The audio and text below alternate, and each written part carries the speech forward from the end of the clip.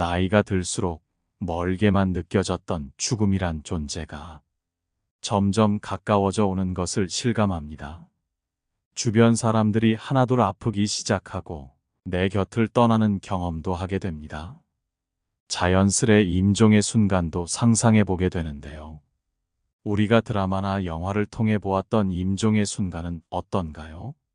소중한 사람들과 마지막 순간을 함께하며 떠나거나 유언을 남기고 한 사람 한 사람에게 마지막 인사를 나누는 모습을 떠올리게 되는데요. 그러나 가까운 사람의 죽음을 경험한 사람들은 현실과는 많이 다른 이야기라고 합니다. 언젠가는 찾아오는 임종의 순간, 사랑하는 사람과 마지막 순간을 함께하지 못하는 것만큼 슬픈 일이 또 있을까요? 오늘은 소중한 사람들과 마지막 순간을 함께하기 위해 임종 전 나타나는 증상들에 대해 알아보고 마지막 순간까지 행복하게 사는 방법에 대해 생각해보는 시간을 갖겠습니다. 임종을 앞둔 어느 할머니께서 남긴 글을 들어보시죠. 자네들이 내 자식이었음이 고마웠네. 자네들이 세상에 태어나 나를 어미라 불러주고 전 물려 배부르면 나를 바라본 눈길에 참 행복했다네. 지압이 일어 세상 무너져 험한 세상 속을 버틸 수 있게 해줌도 자네들이었네. 병들어 하늘에서 부르실 때 곱게 갈 수 있게 곁에 있어줘서 참으로 고맙네. 자네들이 있어서 잘 살았네. 자네들이 있어서 열심히 살았네. 딸아이야, 맏며느리, 맏딸 노릇 버거웠지. 큰애야 맞이 노릇하느라 얼마나 힘들었니. 둘째야 일찍 어미 곁을 떠나 홀로 서느라 많이 힘들었던 것 다 안단다. 막내야 어미 젖이 시원치 않음에도 공부하느라 애써줘서 고맙구나. 고맙다, 사랑한다. 그리고 다음에 만나자. 마지막 순간까지도 온통 자식들을 향한 관심과 사랑으로 가득 차 있는 것이 느껴집니다. 여러분은 마지막 순간에 소중한 사람들에게 어떤 말을 남기고 싶나요? 죽음이란 갑작스레 찾아올 수 있는 일이기 때문에 우리는 죽음이 다가올 때 어떤 증상이 있는지 알아볼 필요가 있습니다. 첫 번째, 수면 시간이 급격히 늘어난다. 노인이 되면 아침 잠이 없어진다는 말을 많이 들어보셨죠? 그러나 죽음이 가까이 오면 잠자는 시간이 늘어나게 된다고 합니다. 나이가 들수록 신진대사가 떨어지게 되고 우리 몸의 장기들이 점점 재기능을 하지 못하게 되기 때문인데요. 하루에 무려 16시간에서 20시간 정도 잠을 자게 됩니다. 많은 사람들이 부모님을 떠나보내기 전 편안한 모습으로 깊게 잠든 모습을 본 경험이 많다고 합니다. 이럴 때 옆에 있다면 잠에서 깨라고 큰 소리로 말하거나 흔들지 말고 평소에 하듯 잔잔하고 부드럽게 이야기하는 것이 옳은 방법입니다. 항상 곁을 지키고 있는 보호자들의 경우 전보다 수면 시간이 길어졌다는 것을 느끼게 되고 너무나도 비통한 마음으로 조금씩 마음의 준비를 하게 된다고 합니다. 두 번째, 식욕이 줄어든다. 몸의 장기들이 이미 약해진 상태로 에너지를 필요로 하지 않기 때문입니다. 점점 먹는 양이나 횟수가 줄어들게 되고 나중에는 식음을 전폐하게 됩니다. 이 시기에는 환자와 가족들 모두 마음의 준비를 할 시기가 되었다는 것을 느낀다고 합니다. 이때가 오면 식욕 부진은 자연스러운 현상이기 때문에 좋은 영양분을 공급한다고 해서 건강 상태가 나아지거나 하는 것은 아니라고 합니다. 억지로 음식을 먹이다가 오히려 구토로 인한 호흡 곤란 등의 위험이 있을 수 있기 때문에 먹고 싶은 것이 있거나 마시고 싶은 것이 있을 때 잘 챙겨드리는 것이 도리가 아닐까 생각해 보게 됩니다. 세 번째, 체온이 점점 떨어진다. 그 이유는 혈액순환이 원활하게 이루어지지 않기 때문입니다. 신체는 장기 손상을 막는 것에 우선을 두게 되어 혈액을 심장과 내장 쪽에 보내게 되고, 상대적으로 혈액을 원활히 공급받지 못하는 팔과 다리가 점점 차가워지고 창백하게 변합니다. 나중에는 이런 변화가 얼굴에도 나타나게 된다고 합니다. 이 경우 환자 본인은 이러한 변화를 느끼지 못하기 때문에 담요나 얇은 이불로 따뜻하게 해드리는 것이 좋습니다. 네 번째, 호흡의 변화. 임종이 가까워진 환자의 경우 호흡이 불규칙하게 변합니다. 예를 들어서 호흡을 몰아서 쉬고 몸의 근육들을 사용해서 숨을 쉬기 때문에 불편한 것처럼 보여지기도 합니다. 그러나 임종이 가까운 환자 본인은 불편을 느끼지 않는다고 하며 죽음이 굉장히 가까이 왔다는 신호로 볼 수 있다고 합니다. 이렇듯 언젠가는 죽음을 맞이해야 할 순간이 옵니다. 죽음에 대한 이미지가 공포스럽기 때문에 죽음에 대해 생각하는 것이 쉽지만은 않습니다. 산자는 모두 고통을 두려워하고 죽음을 두려워한다고 한 석가모니의 말처럼 말입니다. 하지만 우리는 죽음에 대해 정확히 이해해야 될 필요가 있습니다. 지나온 삶을 성찰하고 앞으로의 삶을 가치 있게 살기 위함입니다. 현대의학에서는 사망의 3단계를 이렇게 얘기합니다. 첫 단계는 외출을 하지 못하는 단계입니다.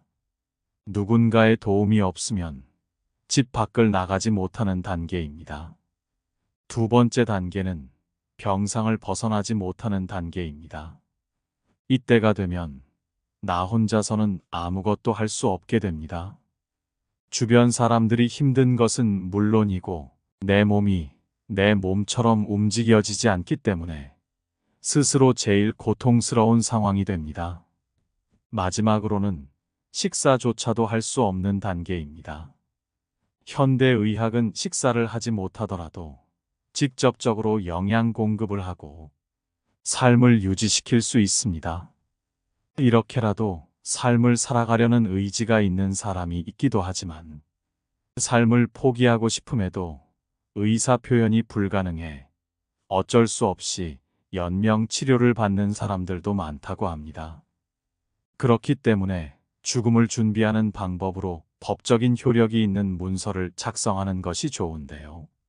남은 사람들에게 남길 말과 유산과 관련된 내용이 담긴 유언장을 작성하거나 의사 결정 능력이 상실되었을 경우를 대비한 사전 연명 의료 의향서 등을 통해 회복 가능성이 없을 때 무의미한 연명 치료에 대한 의향을 서면으로 남겨놓는 방법도 있습니다.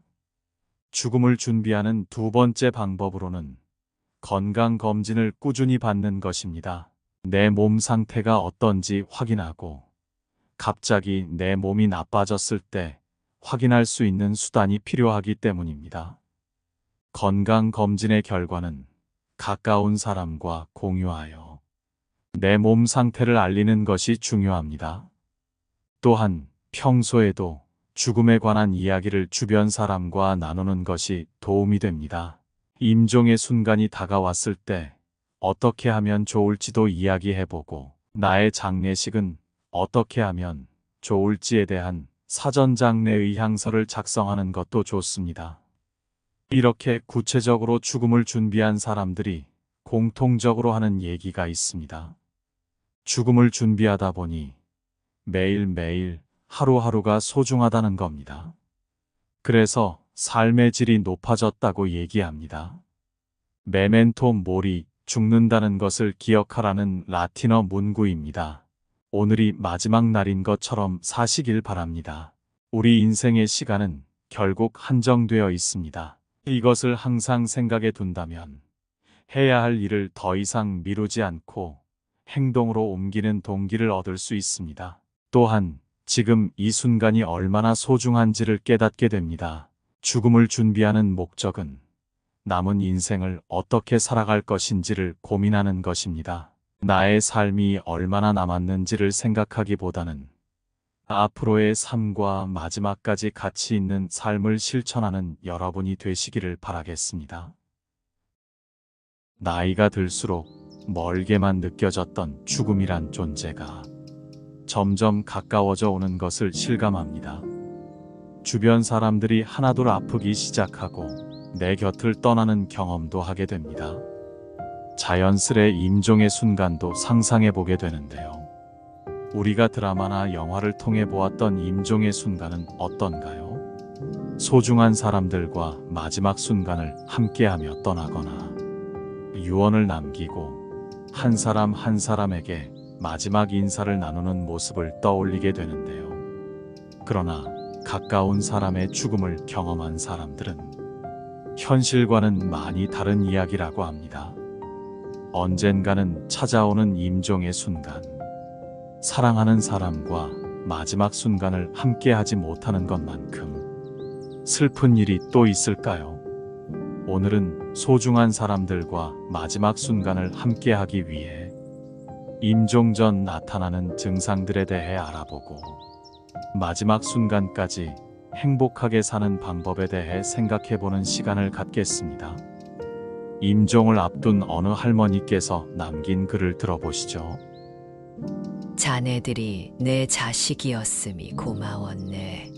자네들이 세상에 태어나 나를 어미라 불러주고 전 물려 배부르면 나를 바라본 눈길에 참 행복했다네. 지압이 일어 세상 무너져 험한 세상 속을 버틸 수 있게 해줌도 자네들이었네. 병들어 하늘에서 부르실 때 곱게 갈 수 있게 곁에 있어줘서 참으로 고맙네. 자네들이 있어서 잘 살았네.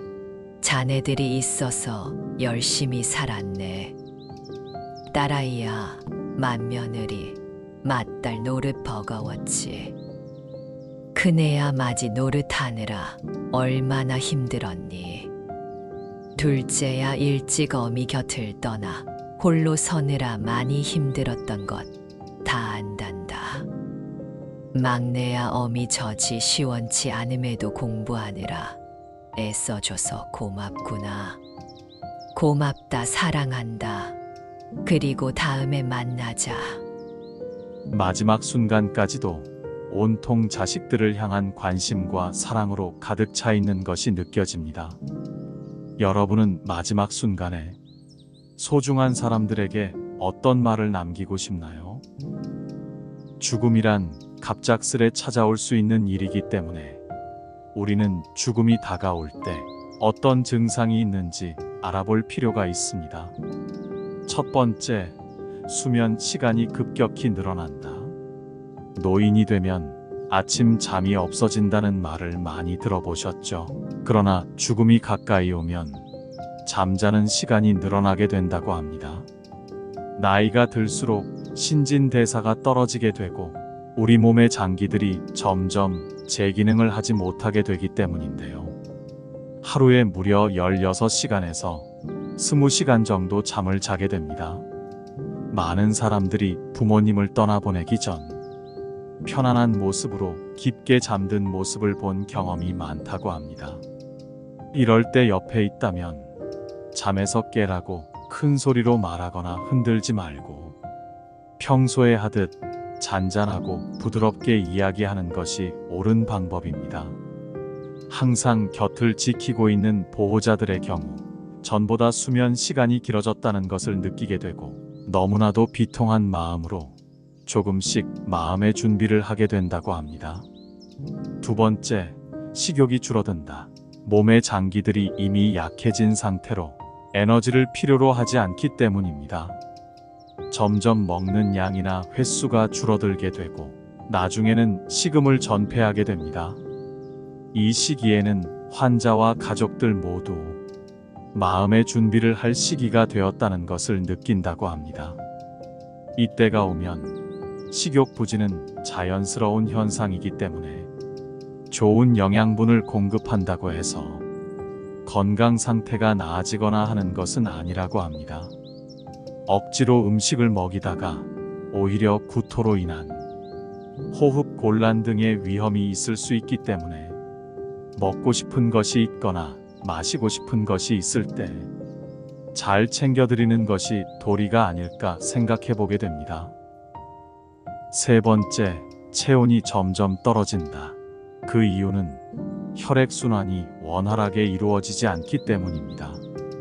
신체는 장기 손상을 막는 것에 우선을 두게 되어 혈액을 심장과 내장 쪽에 보내게 되고 상대적으로 혈액을 원활히 공급받지 못하는 팔과 다리가 점점 차가워지고 창백하게 변합니다.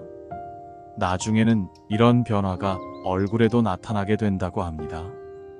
이 경우 환자 본인은 이러한 변화를 느끼지 못하기 때문에 담요나 얇은 이불로 따뜻하게 해드리는 것이 좋습니다. 네 번째, 호흡의 변화. 임종이 가까워진 환자의 경우 호흡이 불규칙하게 변합니다. 예를 들어서 호흡을 몰아서 쉬고 몸의 근육들을 사용해서 숨을 쉬기 때문에 불편한 것처럼 보여지기도 합니다. 그러나 임종이 가까운 환자 본인은 불편을 느끼지 않는다고 하며 죽음이 굉장히 가까이 왔다는 신호로 볼 수 있다고 합니다. 이렇듯 언젠가는 죽음을 맞이해야 할 순간이 옵니다. 죽음에 대한 이미지가 공포스럽기 때문에 죽음에 대해 생각하는 것이 쉽지만은 않습니다. 산자는 모두 고통을 두려워하고 죽음을 두려워한다고 한 석가모니의 말처럼 말입니다. 하지만 우리는 죽음에 대해 정확히 이해해야 될 필요가 있습니다. 지나온 삶을 성찰하고 앞으로의 삶을 가치 있게 살기 위함입니다. 현대의학에서는 사망의 3단계를 이렇게 얘기합니다. 첫 단계는 외출을 하지 못하는 단계입니다. 누군가의 도움이 없으면 집 밖을 나가지 못하는 단계입니다. 두 번째 단계는 병상을 벗어나지 못하는 단계입니다. 이때가 되면 나 혼자서는 아무것도 할 수 없게 됩니다. 주변 사람들이 힘든 것은 물론이고 내 몸이 내 몸처럼 움직여지지 않기 때문에 스스로 제일 고통스러운 상황이 됩니다. 마지막으로는 식사조차도 할 수 없는 단계입니다. 현대의학은 식사를 하지 못하더라도 직접적으로 영양 공급을 하고 삶을 유지시킬 수 있습니다.